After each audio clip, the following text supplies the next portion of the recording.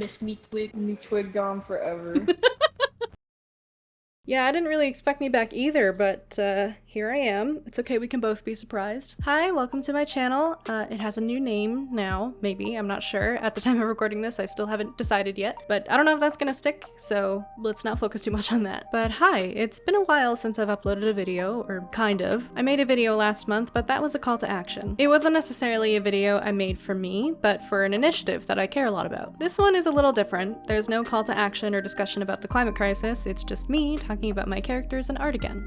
And myself, a little bit. I mean, last time I made a video for myself, I was making this big statement about leaving my platforms. And I want to talk a little bit about that, because I've accomplished some stuff I'm really proud of myself for, and I think it's worth celebrating. Over the last 16 months, holy shit, I've been working my ass off towards a diploma in veterinary medicine, and I just passed my first year, sort of. I'm currently doing some schoolwork over the summer, and I have to complete a 160-hour placement all throughout July, but mostly I passed, and I'm really proud of myself. And now, don't get me wrong, I'm super passionate about what I'm learning, and I'm very excited to see where it takes me, but it has been hard. Really hard. Like the hardest thing I've ever had to do in my life. And it's left almost no time for me to draw, and especially no time to make videos, which is largely why I took my break in the first place, among other stuff, but that's for me to know and you to respect. I want to make a video exploring this subject more, but to keep it short, I never thought I'd be anything other than an artist, and now I'm working in a STEM field. I've always had a deep appreciation for science, but I never let myself explore that interest, and since finally dipping my toes into the water, I've become a fish. That is to say, I've gotten a whole lot nerdier than I already was and have jumped straight into it. And I wasn't a good student in high school, so I really had to pull myself together to do well in this program, and it has taken 110% of my focus and time. And I'm really proud of myself for where I've gotten, but the longer I've spent away from YouTube, the more I've been wanting to get back into it. I really missed making videos, especially character design videos, but I didn't know how I'd feel, so in a way, I'm conducting an experiment by making this video. But anyway, enough about me. There will be lots of time to get all sappy when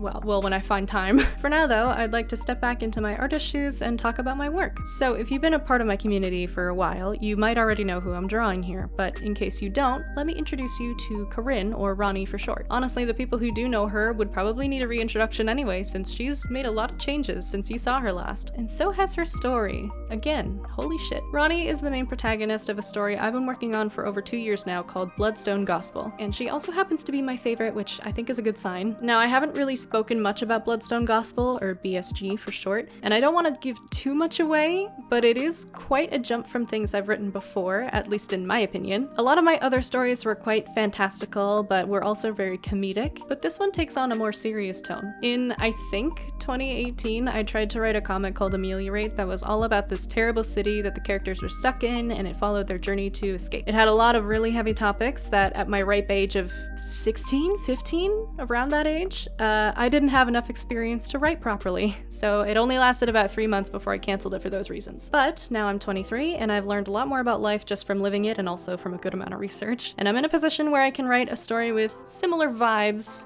with more confidence. As you can probably assume from the title, Bloodstone Gospel tackles a lot of religious themes, specifically religious horror and cult horror. You'll see towards the end of the video when I write out all the little blurbs about Ronnie. She's a cult escapee, or former cult member, and I'm not too fussed about sharing that as a spoiler, since it's a huge part of the comic and you'll catch on pretty quickly. It'll be in the trigger warnings anyway. Someone on Instagram asked if I was able to give a summary of Bloodstone Gospel if I hadn't already, and so this is what I said. Bloodstone Gospel tells the story of an anti-hero and focuses on the tragedy of forced responsibility. It's about trauma and accepting help, it's about how victims can become abusers, it's about loss and betrayal and the anger part of grieving, which I don't see displayed very often. It's about self-sabotage and religious trauma and not knowing who you are or what you want. It's about finding your agency and discovering the beauty of life, all that stuff. And then I said if I were to try and put it into a sentence, Bloodstone Gospel follows Ronnie as she's yanked out of her blissful ignorance and is forced to take action against someone she used to worship like a god, and the painful road to discovering how traumatizing that betrayal was. I can say with complete confidence that this story is the best thing I have ever written, and I am so proud of it, and I can't wait to share more of it with you. Although it'll probably take a long time, because every time I start to try and write the scripts, I find new problems that I have to solve, and it can be both frustrating and really fun. But I've had a blast working on it so far, and I think I've really improved as a writer, and every time I come up with a new plot point or something, I just get so excited about it. Also, everything I've said up until this point has been written out in a script, and I didn't have time to write a full script, so now I'm kind of winging it, and I'm I'm really, really rusty, so don't judge me too hard. I'm also really rusty in character design, so this rough sheet took me months to finally make. I'm at a point where the story itself is like 80% complete, and I'm now at the point where I can start making character designs and looking forward to actually using them in concept art. I mean, it took a lot of sketches and half-assed concept art to get here. Again, I reiterate, no time. But even if my character design muscle is a little bit weaker than it used to be, I'm really proud of how this came out, and there's some design elements in there that I want to talk about. I'm going to be going about this from top to bottom, so let's talk about her face first. There's a few species in my story. At the moment, I believe there's only going to be 3, since I don't want to get too overzealous with the amount of fantastical creatures I can have. I don't want to stress myself out with the world building. That's already kind of difficult for me. So there's 3 species of character. There's beast folk, dragon folk, and fawn. Ronnie is a beast folk, and these characters are based off of real animals, but in their universe, they are not those animals. So she's based off of a red wolf, which by the way is the most endangered wolf species. But people in her universe wouldn't refer to her as a red wolf, they would just refer to her as a beast folk. Something that I've been really indulging in this story is how much I love putting little details into the story. Almost everything in the story, down to colors, species, parallels, how characters react to things, how they say things, everything has intention behind it. Every little detail is intentional. At least most of them.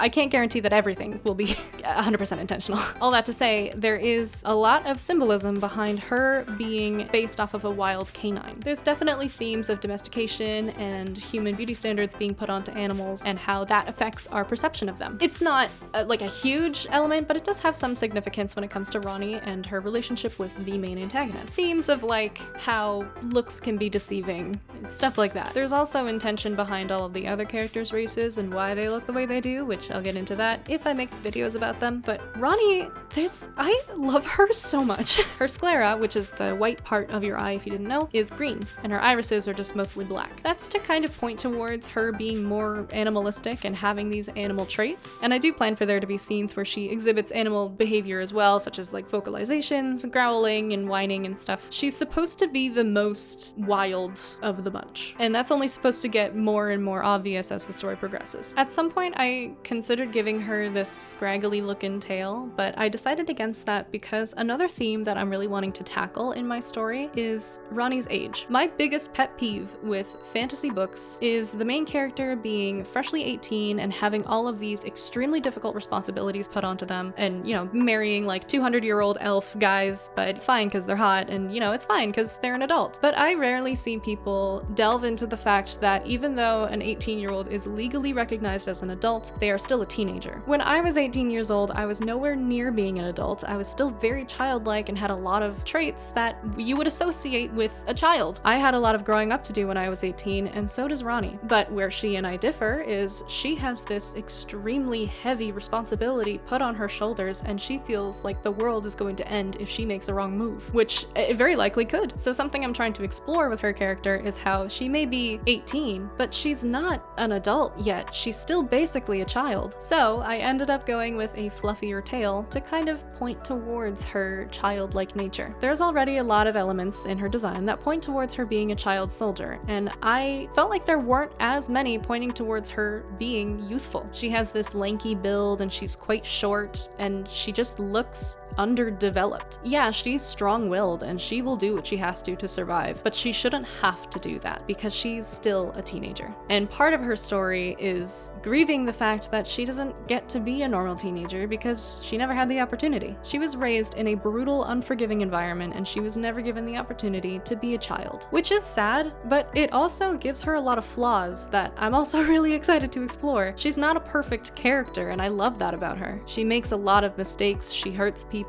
she does things the wrong way. The first interaction she has with our main characters is a hostile one. She's not a perfect person, and she's nowhere near a perfect hero. And I don't want her to be. I don't want any of the characters to be perfect. All of them have really human flaws and strengths, and those strengths can become flaws. I really love this cast of characters because they've become so much more human to me, and that reigns true especially for Ronnie. I have cried so many times just thinking about Ronnie and how tragic she is. I'm really barking at my my own tree, but is that how you use that? I don't know. I'm proud of this and I want to talk about it. I like how I said I would go from top to bottom and then I didn't really talk about her design that much. This version of her is a lot more animal, a lot more wild and beast-like. And all of the characters that exhibit animal traits are more animalistic and more beast-like in their appearance. And that's largely because a theme in this story is fighting like an animal. These characters are trapped in a situation they don't want to be in. And when it gets to a certain point where they can't hide anymore, they have no choice but to fight like an animal for their right to live. I think it's important to note that this story is a dark fantasy. It does have a lot of found family elements. It focuses a lot on the relationships between the women in the story. Most of the cast is female. But aside from that, it has a lot of really dark topics. So much so that when I was developing some of these ideas, I felt uncomfortable and nauseous as the author. And at first I thought that was a bad thing, that my story was getting too dark. But I started to look at it in a different light. If I, as the author, am feeling this way, I think that's a good sign that I'm writing this in the way that I want to. The goal for me as a writer is to get a certain reaction out of the people reading it. And if I'm having this reaction just writing it, then surely someone else will. I'm running out of time and I haven't really talked about the design much, even though that's what this whole video is about. So let me just list some things that I definitely want to talk about real quick. Ronnie was always intended to wear Jenny's clothes, so I took the outfits from Jenny's old designs and just kind of put them on Ronnie, and it seemed to work really well. I think she wouldn't want any restrictive clothing, so she has this really loose flannel because the weather in this story is kind of like spring, fall weather, colder in the morning, warmer in the afternoon, that kind of vibe. And I also wanted to give her running shoes and shorts so that she has freedom of movement. Ronnie wouldn't like wearing clothes that limit her ability to make a quick escape if she needs to. Self-preservation is at the forefront of her mind at all times, especially at the beginning of the story, so I wanted to make sure that the clothes I put her in complemented that. And I also wanted her to be green and blue coated because those colors kind of represent freedom and new beginnings. There is so much more that I could say about this story and Ronnie and this character design, but